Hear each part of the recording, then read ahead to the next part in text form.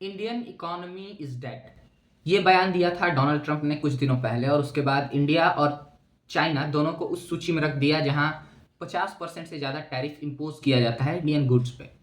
तो आइए इस वीडियो में हम समझते हैं कि क्यों अचानक भारत और चीन के बीच इतनी नज़दीकियां बढ़ गई और क्यों अमेरिका को साइड कर दिया गया, और क्या रीज़न है इन टैरिफ्स का, एससीओ समिट क्या है, और क्यों चाइना की एक तरह से मजबूरी है कि उसे इंडियन मार्केट चाहिए अब अपने गुड्स को प्रमोट करने के लिए।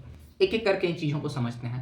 सबसे पहले बात करते हैं डोनाल्ड ट्रंप के उस बयान की कि Indian economy is dead. Well, ये बयान एक झूठ के अलावा और कुछ नहीं है। India is growing at a rate of more than 7+% in GDP growth rate every year. और डेड तो किसी तरह से नहीं है इंडियन इकोनॉमी, वो बस उनका एक झूठा जुमलेबाजी का बयान था अपने टैरिफ के फैसले को सही साबित करने के लिए। बात की जाए कि यूएस से इतना टैरिफ इंडिया पे लगा क्यों रहा है। 2019 तक Bharat generalise system of preference के अंडर आता था, जिससे 5 से 6 बिलियन डॉलर्स के इंडियन सामान ड्यूटी फ्री यूएसए में बेचे जाते थे। लेकिन 2019 में यूएस प्रेसिडेंट डोनाल्ड ट्रंप ने ये जीएसपी ख़त्म कर दिया, जिससे इंडिया के कोर मार्केट सस्टेनेबिलिटी की चीज़ें यूएसए में महंगी हो गई।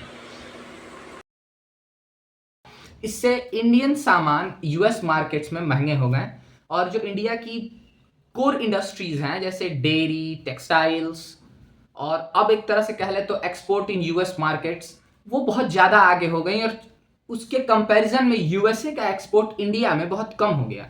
और फिर ट्रंप ने इस चीज़ को केयर किया कि इंडियन इंपोर्ट के मुकाबले हम इंडिया में उतना ज़्यादा एक्सपोर्ट नहीं कर रहे हैं, तो क्यों ना हम चाइना की तरह ही इंडिया पर भी 50% से ज़्यादा टैरिफ लगा दें इंडियन गुड्स पे। और फिर क्या, उन्होंने ये फैसला लिया और इंडिया के ऊपर पेनल्टीज भी रखी, और साथ ही रशिया से ऑयल खरीदने के लिए इंडिया को सैंक्शन करने की भी बातें कही और स्टेटमेंट्स दिए। तो इससे यही चीज साबित होती है दोस्तों कि USA have shown his it's real face. और अब इंडिया को क्या करना चाहिए? इंडिया अपने कोर मार्केट के साथ कभी समझौता नहीं करेगा, इसीलिए हम गए चाइना के पास।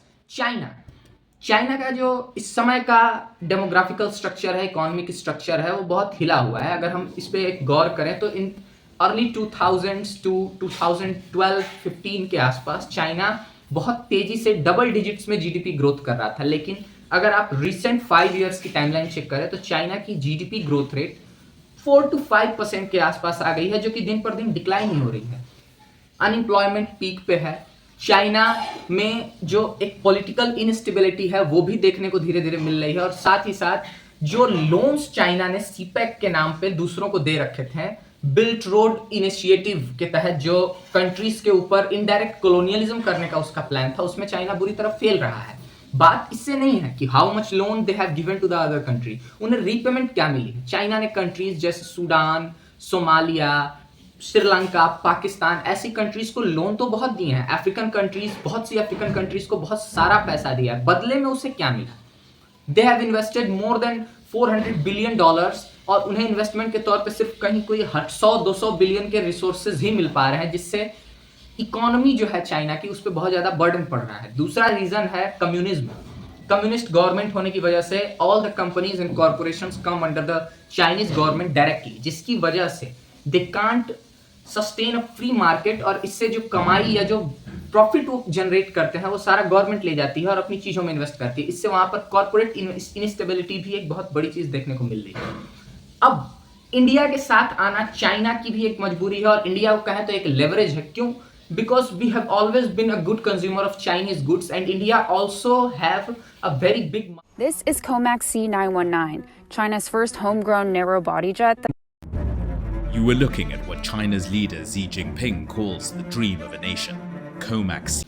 सबसे बड़ी बात की जाए अगर चाइना के रिसेंट प्रोजेक्ट्स की, जिसमें उन्होंने नए प्रोडक्ट्स बनाने पर काम शुरू किया, वो है एविएशन मार्केट। चाइना ने हाल ही में the corporation building for aircrafts Chinese government के अंदर शुरू किया, और ये एक ऐसी चीज थी जिसके तहत बोइंग और एयरबस की डुओपोली खत्म की जाएगी एविएशन मार्केट से। और इंडिया एक बूमिंग एविएशन मार्केट है, जिसके तहत चाइना अपने प्लेन्स कम कीमत पे इंडिया को बेच सकता है।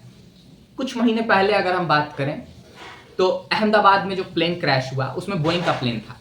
उसके कुछ दिनों बाद ही यूएसए में ही एक प्लेन को इमरजेंसी लैंड करना पड़ा। साथ ही बोइंग में दिन पर दिन करप्शन और फेक सर्टिफिकेशंस की बात भी सामने आ रही है। तो इसके तहत चाइना एक बेटर ऑप्शन है for buying new planes at a very low price, और इंडिया इस चीज को बहुत ज्यादा कैपिटलाइज करना चाहता है। साथ ही बात करें 2001 में शुरू हुए सांघाई कॉर्पोरेशन ऑर्गेनाइजेशन की और ब्रिक्स, अगर हम ब्रिक्स और सांघाई कॉर्पोरेशन ऑर्गेनाइजेशन को मजबूत करें तो एशियन मोनोपोली को स्टैब्लिश किया जा सकेगा वर्ल्ड में। साथ ही साथ जो यूएसए, जो कि दूसरों को नेटो जैसे संगठन बनाकर खुद को फोर्स करता है, खुद की मोनोपोली फोर्स करता है, उसे हम खत्म कर सकेंगे। साथ ही इंडिया के लिए एक बेनिफिट ये भी है कि यूएसए की चाइना से बढ़ती दूरियां तो पहले से थी, साथ ही यूएसए की जो पाकिस्तान के साथ बढ़ती नजदीकियां हैं रिगार्डिंग द ऑयल इंपोर्ट, उसे हम कम कर सकेंगे।